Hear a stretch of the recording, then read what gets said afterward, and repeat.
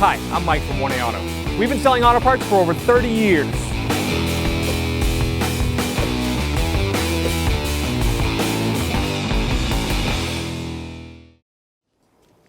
right, we're going to take this reflector off. You potentially could do this while the bumper is still in the car, but for the sake of the video, we're going to show you how to do it with the bumper off of the car.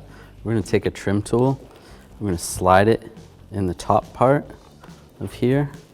Just go along and put some pressure on it. Once it comes dislodged a little bit on this side,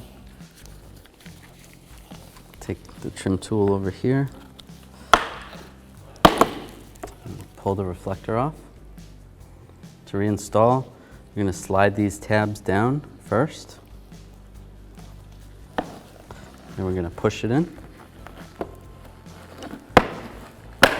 and lock it in place. Thanks for watching. Visit us at 1AAuto.com for quality auto parts, fast and free shipping, and the best customer service in the industry.